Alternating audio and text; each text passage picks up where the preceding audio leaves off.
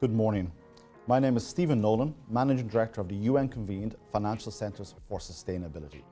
Welcome to the second day of Ireland's fourth Climate Finance Week, ESG Day. I want to thank Irish Life Investment Managers and Skill in Ireland for supporting this day. At 10 a.m, shortly after this, we'll be going live to the Central Bank of Ireland, where the ESRI's Professor Alan Barrett will discuss with Governor Magluf the agenda of climate action, and I'm really looking forward to that. In advance of this, I want to welcome Patrick Burke, CEO of Irish Life Investment Managers, to the studio with me here today. For the next few minutes, Patrick and I are going to be discussing the ILM ESG journey from first steps to what is significant momentum today. Before we begin, I want to thank Patrick and his team for the support for ESG Day. They have backed it since the very beginning, and I'm just taking earlier on this morning, Patrick, from a single session a few years ago, what we have here today into a full-blown day in this type of studio. It's been an incredible journey. But at the core of ESG Day has been its core world-class content. So Patrick, thank you very much for your support. And I think actually it's very interesting talking about the start of ESG Day. It kind of leads me into the start of your ESG journey in terms of ILM. And I know, and we saw there earlier on before we got going, there was a breakfast this morning with UN Principles for Responsible Investment and Sustainable Finance Ireland with the Irish located PRI signatories, which includes ILM. And I know some of your colleagues were on that. So perhaps, Patrick, I want to go all the way back a bit to the start of ILM's ESG journey with you today. And I think the PRI is a good place to start. Would you mind just maybe giving an overview of that, please? Oh, absolutely, Stephen. And thanks very much for having us with you again today. We've been delighted to support the ESG agenda and sustainable finance for many years. And it is really a great partnership where we learn together, I suppose, and we're able to work together with broader groups of people to further the agenda. So it is a great privilege to be here and a great partnership. Thank you very much for that time. Our journey started quite some time ago with when we first signed the UN PRI, the Principles for Responsible Investing, back in 2009 or 2010-ish. It was client-led at that time, so it was a different dynamic, and certain of our larger institutional clients and sovereign wealth funds were very advanced in their thinking, and probably more advanced than we were. And that assisted us to grow at that point in time, and we joined up to the UN PRI since then and have been focused on the agenda since around that time. So, and actually I remember obviously the NTMA were one of the first founding signatory of the UN PRI, and as I said, we have Fiona Reynolds speaking later on today, who's the CEO of PRI, so there's a great relationship now between PRI and Irish signatories. And again, firms like yourself, but also maybe prompted by NTMA back in the day. Yes. But that's worked really, really well, and we've kind of seen, best practices and so on have been shared with the Irish located members. If we move on from the PRI, and it's almost like that initial baby step into this agenda, what would the next phase have looked like, and what was the gap time-wise from maybe signing up to the next phase of ILM's journey, please? Oh, I suppose it was a number of years, and after that, I'd nearly describe it as poking the bear. We knew we were scratching the surface, but there was a lot more that we could do to be better in this space, to be more responsible in how we approached investments. But as asset managers, our responsibility is to produce return for our customers, and that's always been critical. And you and I have had challenging debates in this regard over many years. So focusing on the return was a critical part for us as asset managers. And then we evolved that further into what I call the 3 R's. It's return, it's risk, and it's responsibly investing. So when you take risk into consideration in the portfolios that you're mapping for your customers and your clients, there's a broad sense of what those risk parameters can extend to. And certainly climate and responsible investing and ESG investing all fall within that element of risk. And the more we poke the bear, the more we worked at ourselves to challenge ourselves as to how we could do it better, we also saw more opportunity, the opportunity for enhanced returns, as well as the opportunity to better manage risk, as well as the potential of securing a long-term sustainable future through responsible investing. So I think the volume of research that we undertook before we started making significant shifts into the construct of our portfolios was about 2 or 3 years of very in-depth research. And our firm comes from a background of quantitative challenge, and we were probably very well positioned to be able to do that analysis over that period of time. But it took that period of time before we satisfied ourselves fully in that regard. Well, there's two takeaways from that. One is return, and the second is responsibility. One, you always won the debates with me on returns. I've never done a transaction in my life, and you used to bring me down to zero and say, Stephen, we have a responsibility here. We're managing other people's money. Yeah. And we need to do this right. And we can't just rush headlong. At the end of the day, this is people's livelihoods. And you know, we have that duty, which was always for me very enthusiastic, but was that, you're right, Patrick. But as you said, you then went through that phase where you did the research, you went deeper into understanding it. And I suppose if you then look now, you've kind of come out that and you're one of the leaders in the Irish market around the execution. The next phase of that, Patrick, if I can just unpack that a little bit with you, please. Yeah, and there was a period of time at which we wanted to rush forward faster, okay, so, but getting the balance right of making sure that the whole team was convinced in the arguments and the way we were going to go about it, not just that we were going to, but the way we were going to about it was very, very important. And actually garnering together that sense of one commitment to it was particularly important for the future progress that lay ahead. So I think it was around 2019, we together sat in a studio like this, and I made our public commitment that all of the discretionary funds that we had under management would be viewed through a responsible investing lens. And that was back in 2019. And over the course of the 2 years since, we've completed that journey to all effects and purposes. There's still a lot more to go, and there's still a lot more that we can do. But at this stage now, greater than 80% of our discretionary portfolios, the ones that we have the responsibility to apply the mandates, are covered through responsible investing lenses. Our flagship portfolios are Article 8 type portfolios, which is a fantastic achievement for many sectors of the market who want this, and they want it made easy for them, and they trust us to do that job for them. And Article 8, because I was asked a question about this recently, was how were companies approaching Article 8?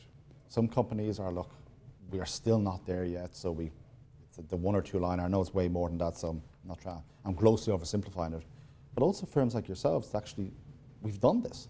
We've been on a journey for a few years, so we can actually respond to this in a very meaningful way. Has that been a big shift for you? It has been a big reality because, and as you say, we had a number of years ahead of others, maybe perhaps in terms of research and our certainty around what we were doing. But earlier this year, we published our TCFD report, which gives a very clear illustration of how we are measuring our impact on climate, on society, on governance matters in a very detailed and transparent way. It's a standalone TCFD report, which in itself is somewhat unusual.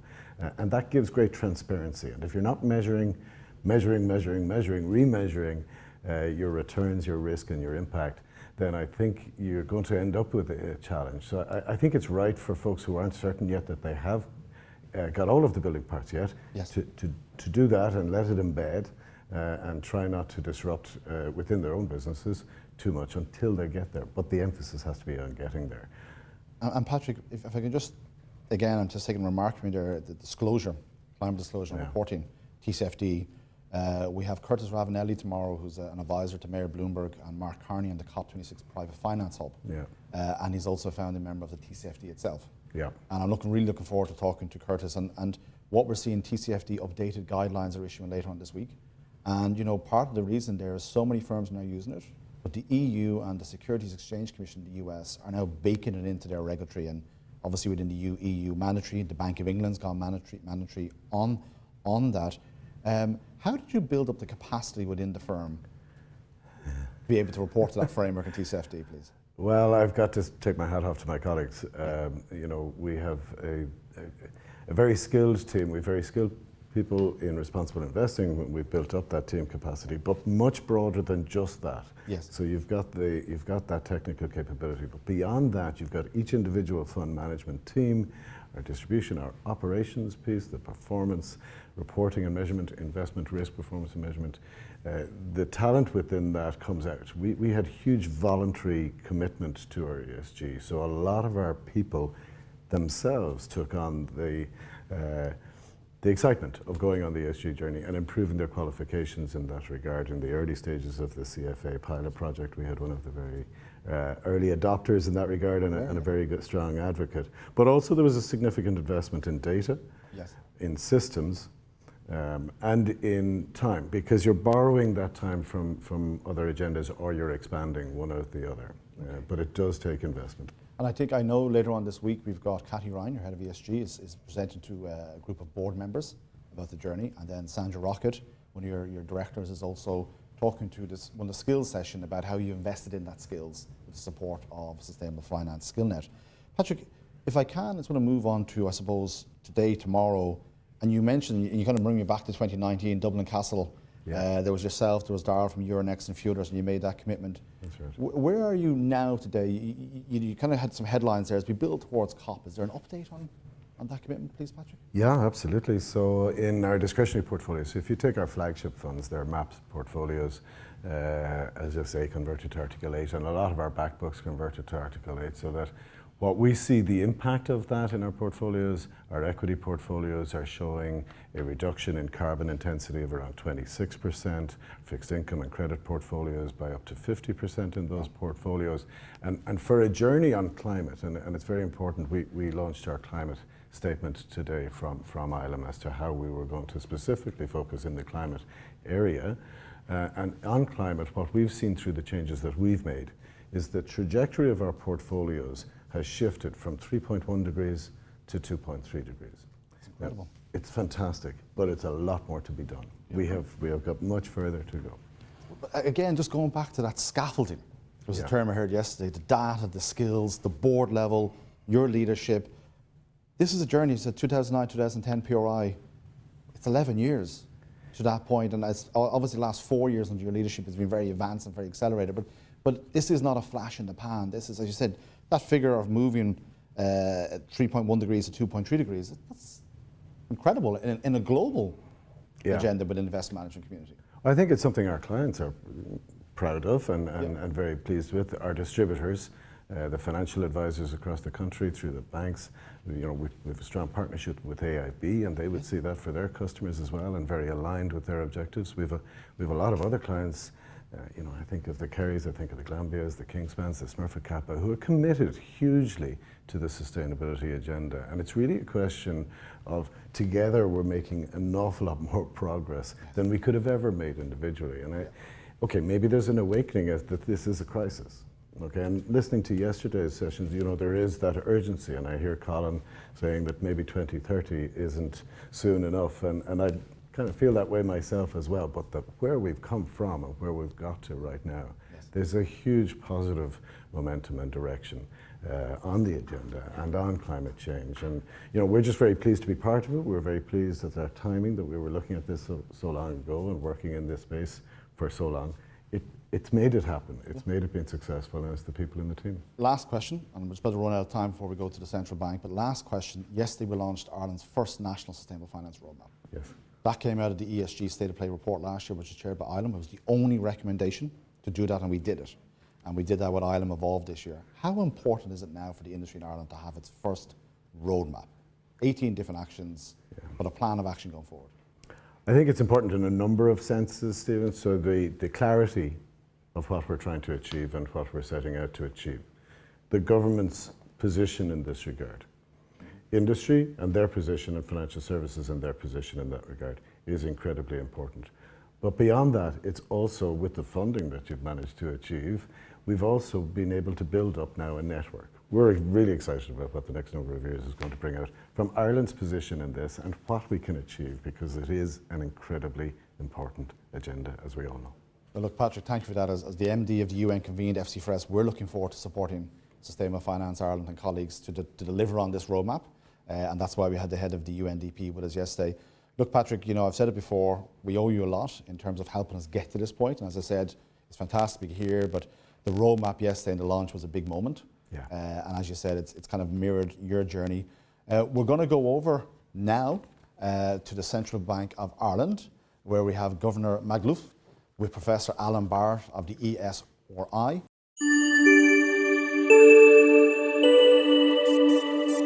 Good morning, everyone. It's a great pleasure to be at the Central Bank this morning, where I'm joined by Governor Gabriel Magluf.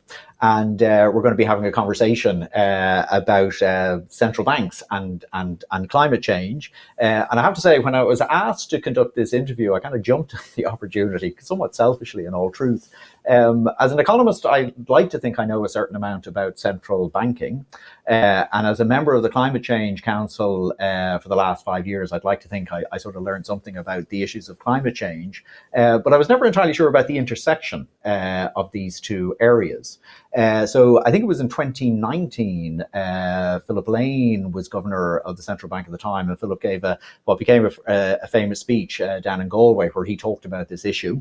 And of course, since then, people like Christine Lagarde and others have talked increasingly about this intersection between central banking and climate change. But I guess we've all been a bit distracted over the last couple of years with other matters.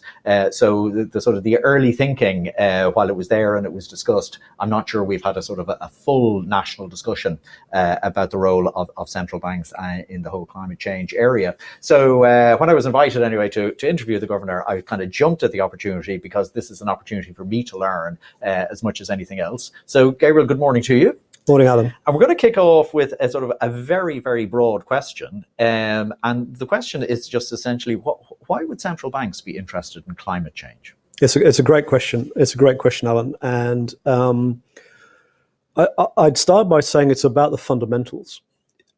Climate change has already had an impact on economic activity. We're already seeing climate change impact agricultural production. We're already seeing climate change impact energy consumption, transportation.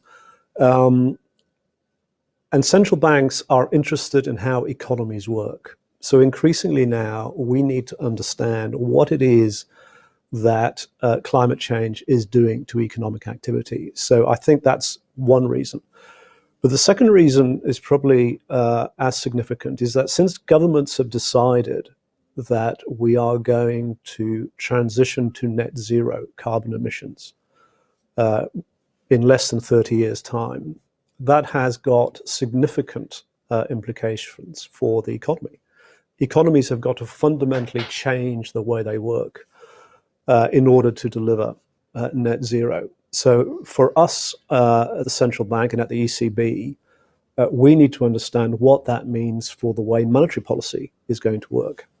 So at a very basic level, I think it's at the core of what we do. But also here at the Central Bank of Ireland, we are also the prudential regulator and supervisor. We need to make sure that the firms that we regulate understand the risks that they're managing on climate change. We need to make sure also as the conduct regulator that the risks of mis-selling are addressed around this whole agenda of sustainable finance. So fundamentally, climate change is at the heart of, I think it's one of the big economic issues of our time, and almost by definition, central banks need to be on top of it. Okay, and if we can just sort of dig into some of the issues then that you've mentioned there along the way. Presumably, I mean, central banks, their primary interest in the evolution of the economies is with a view towards the setting of monetary policy. Yep. And can you give us a sense of how would monetary policy then interact with some of the economic transitions that you're talking about? Well, monetary policy responds to and sets expectations of economic actors. We know that climate change is having an impact on output. It's having an impact potentially on employment. It's having an impact on transport. It's having an impact on all the inputs that go into economic activity. So monetary policy needs to understand the impact of climate change on that economic activity so that we can then, by including it in our analytical frameworks, we can make our decisions on monetary policy with, if I can put it like this, with full knowledge of all the facts. I think if we don't include climate change in our analysis, there's a risk that we will be misdiagnosing what's going on and responding incorrectly. So that, in a nutshell, for me. But I should say this is from both the ECB's and the Central Banks of Ireland's perspective, it's about more than monetary policy, because the interaction between monetary policy and financial stability is something that's become much more evident and significant. And we have to take account of the financial stability risks that exist out there. And some of them are obvious. Right now, one of the biggest risks, I think, is that the pricing of risk itself is not well understood and is almost certainly mispriced. So there's a big risk that assets will be revalued suddenly and quickly and impact stability, financial stability. So making sure that we at the central bank understand that, making sure that regulated firms have a good grasp of the risks that they are managing, I think is a really important part of our work program for the coming years. And just on that, I mean, when I think of climate change, I think of sort of two, and you've touched on this already, there's sort of two dimensions to the risk. One is kind of catastrophic, okay, in the sense of major natural disasters, and let's take insurance as a sector that is going to be sort of heavily impacted on by that. The second risk then is more that sort of slow transition from where we are at the moment to where we think we need to be, and say, for example, then stranded assets or whatever like that, and those sort of things. So again, in terms of sort of discussions at ECB level, is the thinking more dominated by the sort of the catastrophic side, or the slow and steady risk, or are people trying to get a handle on the totality of what's going on? I think it's probably fair to say that people are trying to get a handle on the totality before they start to distinguish where to put their efforts. And for me personally, I think the transition risks are a bit more near term and require more focus. The physical risks, we're beginning to understand them, but we also know that they're more likely to manifest themselves over a longer time period. But the transition risks are real and imminent, and some of them are actually immediate, in the sense that, for me, one of the biggest risks right now comes under the title greenwashing. I mean, the reality is that there isn't enough of a clarity. There isn't enough. There's no single definition of what is green around the world, and actually there isn't standardized reporting around the world. And I think that in itself means that at one end of the spectrum, you could get firms misunderstanding the risks they are carrying on their balance sheets, and at the other, right through to the other end of the spectrum, that there is deliberate mis-selling of financial products with a green badge. And certainly this institution has got responsibility right along that spectrum to deal with that. And I think we need to move as quickly as we can globally to standardized reporting, to better data, to greater transparency, to better understanding of what we're talking about. Because you've touched on something that sort of strikes me as being a real problem in this area. And the problem, as I see it, is, quite correctly, there's a lot of positivity around sustainable investment. Okay? And obviously that's what we're talking about this week. But when I read the sort of both the popular media on this and academic articles, there does still seem to be this sort of concern that there's still a choice here. You can invest in green areas, or you can just think solely in terms of the rate of return that you want to, and you're going to maximize the rate of return when you're investing. And I would have thought from a regulatory point of view that this is a real, again, challenge for central banks, that you want to be part of the sort of the positive dialogue or discussion or whatever like that around green investment. But if it is a sort of a harsh and blunt reality, and I know it's disputed as to whether or not there is a trade-off between green investment, sustainable investment, and maximizing rate of return. I mean, again, is that sort of something that the central bank is trying to grapple with and conscious of, and how do you deal with it? Well, we're trying to get everybody, including ourselves, on a level playing field of understanding and knowledge. I think that is important, and I agree with you. For me, a priority would be to make sure we're all talking about the same things. We all understand the risks that we're carrying, whether it's as a country, whether it's as individual firms, whether it's the financial system. So I wouldn't necessarily put it in terms that you just did. I mean, the way I think about these things is we know that if we're going to achieve net zero, the way what governments have said, by 2050, economies, societies are going to have to change significantly. And we want them to change in a way that ensures that price stability is maintained and financial stability is maintained. So how are we going to do that? I like the way, incidentally, that you talked about sustainable investment just now rather than sustainable finance.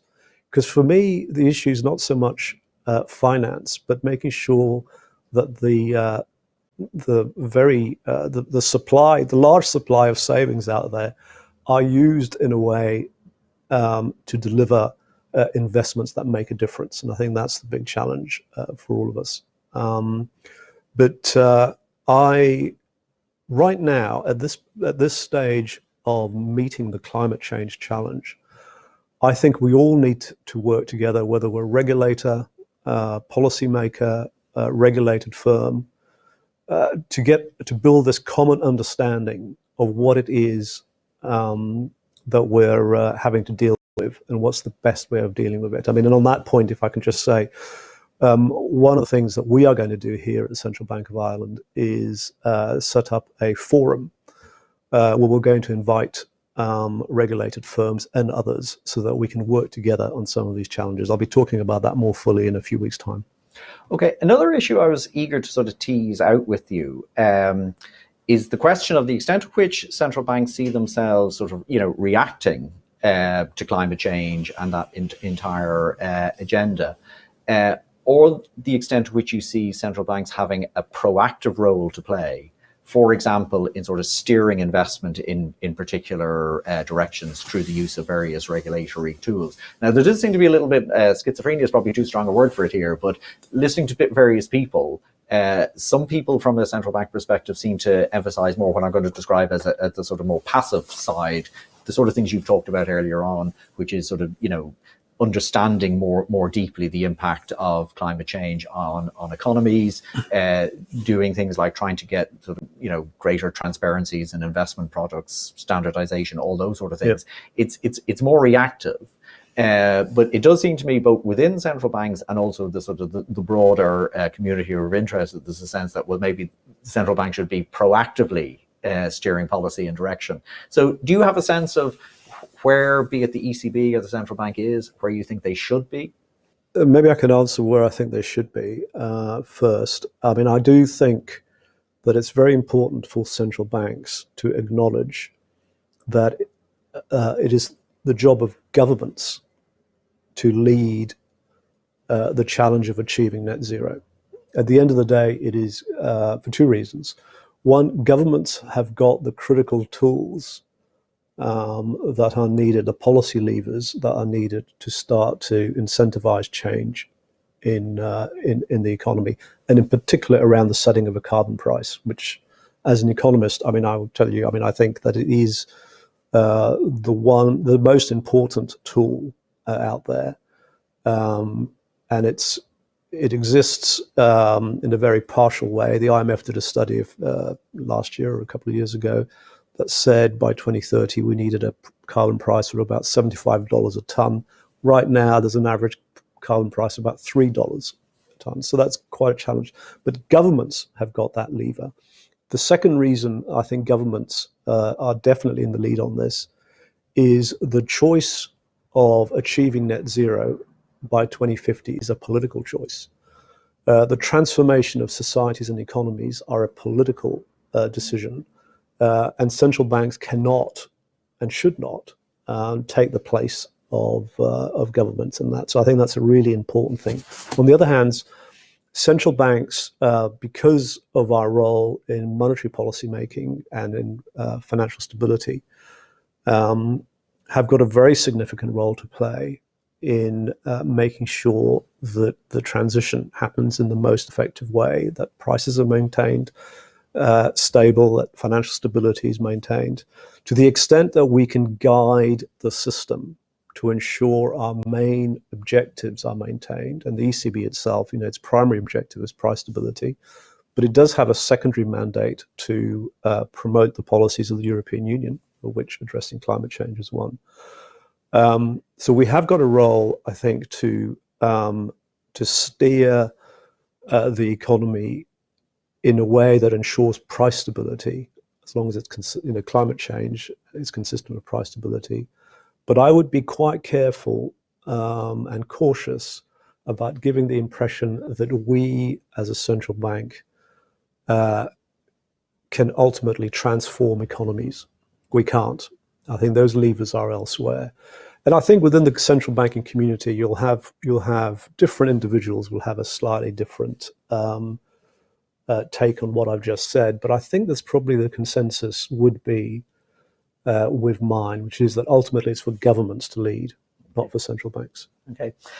Another question I wanted to run by you, and now this probably reflects my age. And when I was learning more about central banks as a student in the economics department in Trinity, central banks were much more focused on banks. Okay, we didn't have the enormous sort of funds industry that we currently have.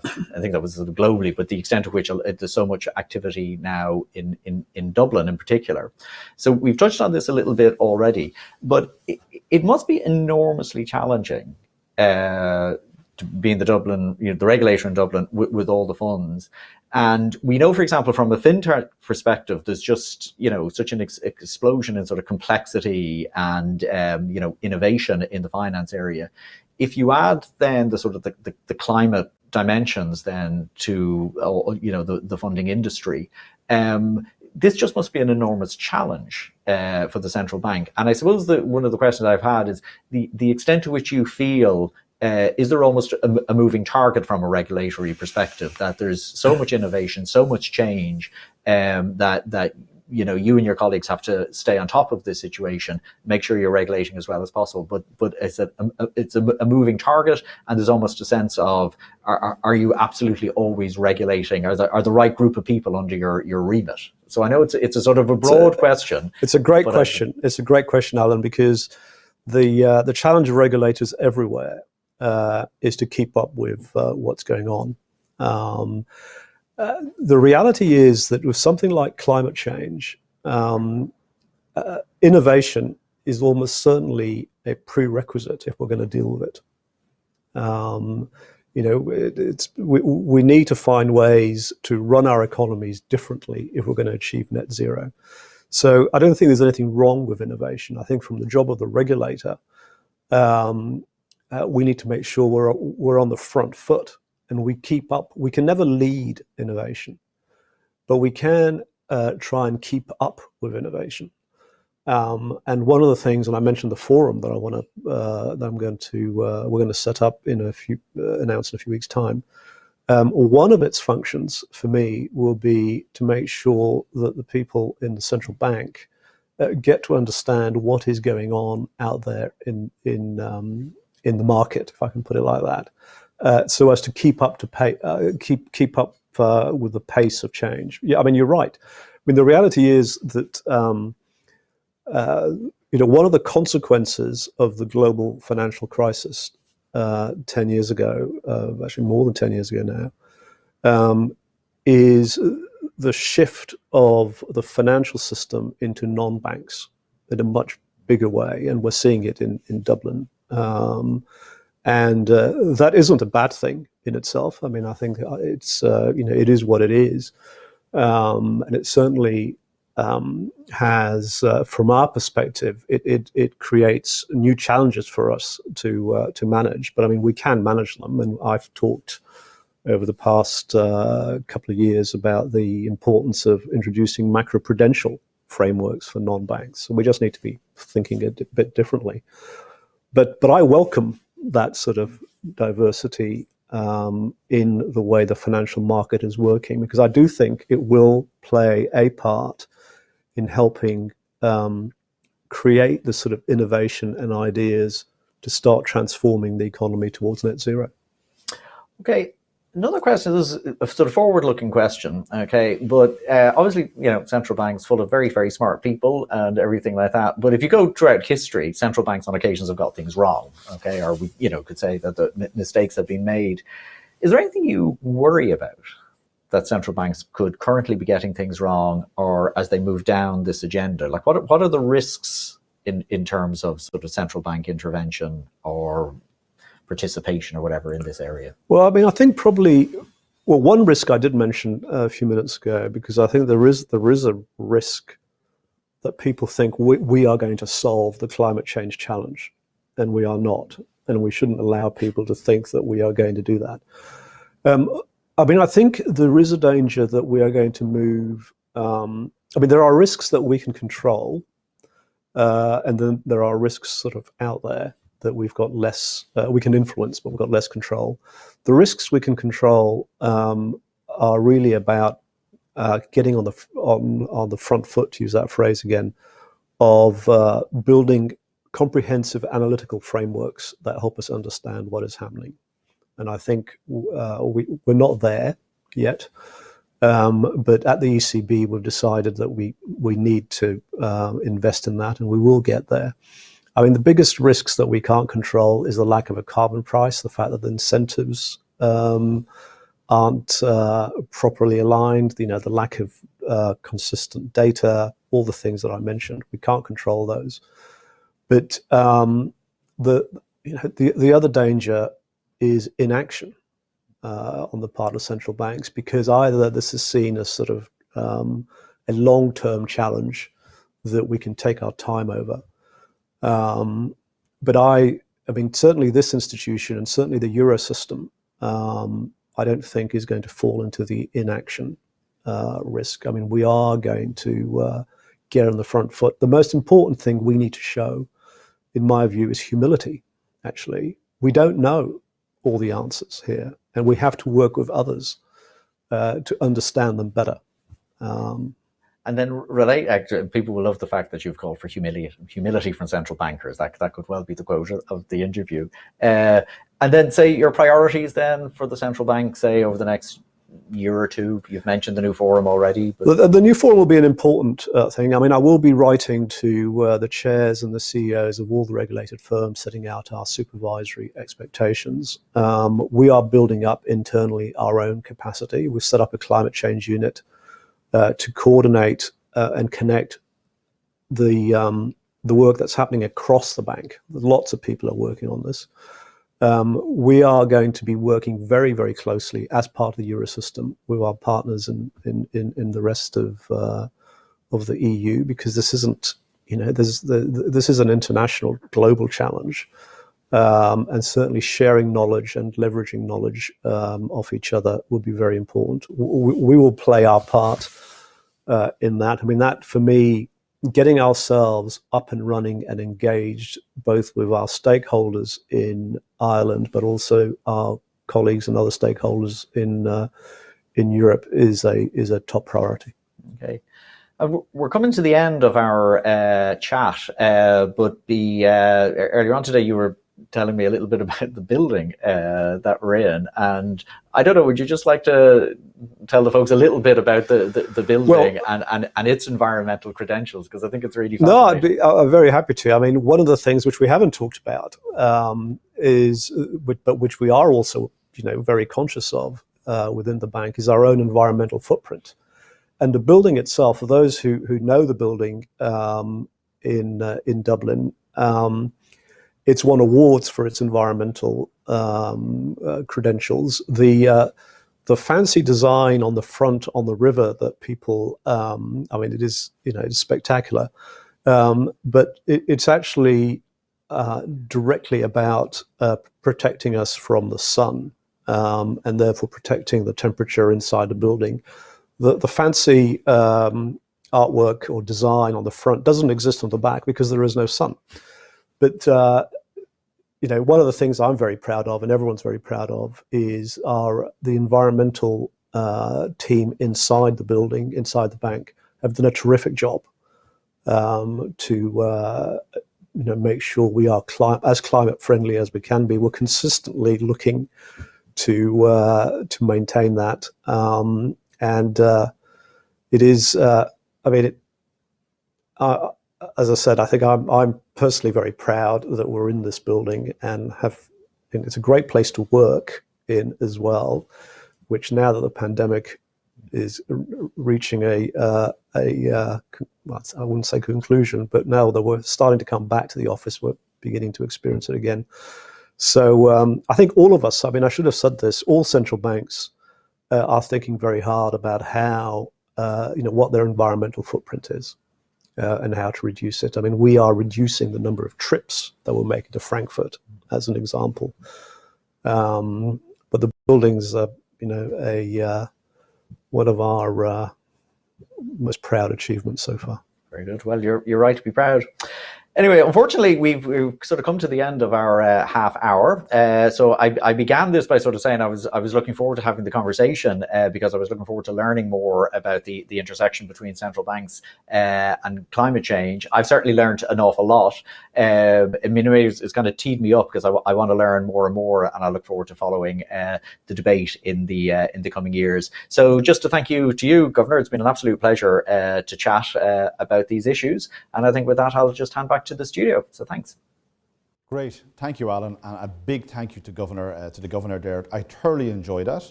And it was super to get that insight today, Governor. And I think the key takeaway for me was mentioned twice by you, is the forum, and that you'll be writing to everybody, the regulated firms in the coming weeks about that.